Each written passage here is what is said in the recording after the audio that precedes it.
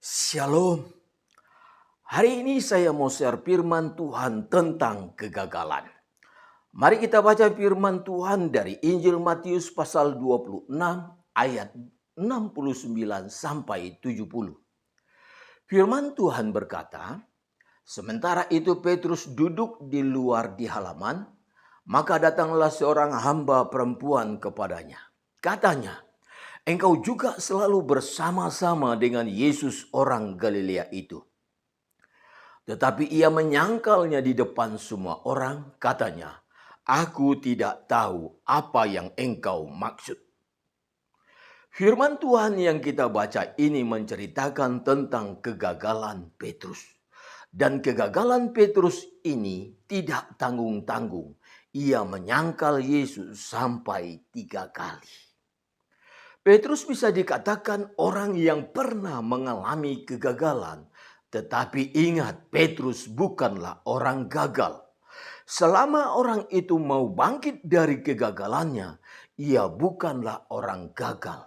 Orang gagal dan orang yang mengalami kegagalan adalah dua hal yang berbeda. Setiap orang pasti pernah mengalami kegagalan.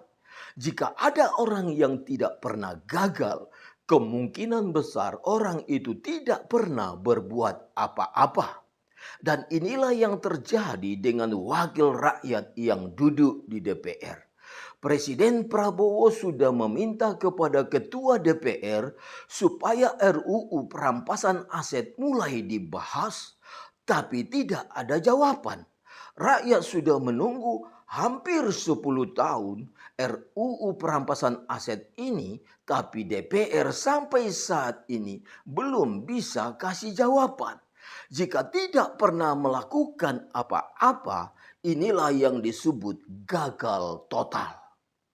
Mengalami kegagalan itu biasa. Kegagalan bukanlah hal yang memalukan.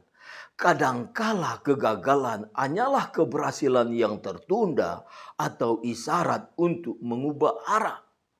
Bahkan banyak orang hebat di dunia ini dilahirkan dari kegagalan. Yang penting jangan jadi orang gagal. Petrus adalah orang yang pernah mengalami kegagalan.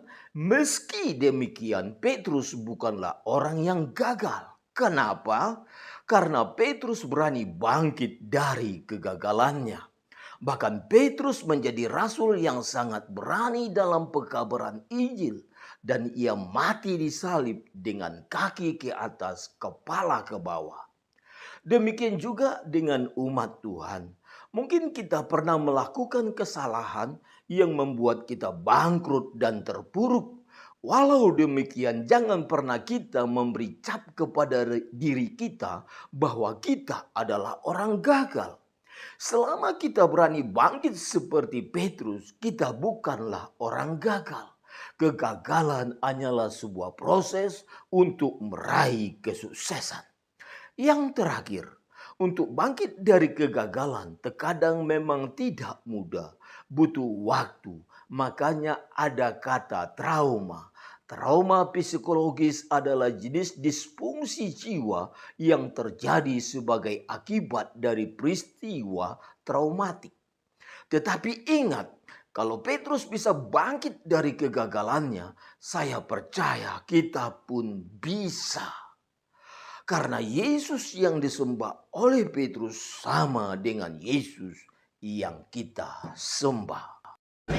Jangan lupa like, subscribe. tekan sekarang juga ya Tombol merah.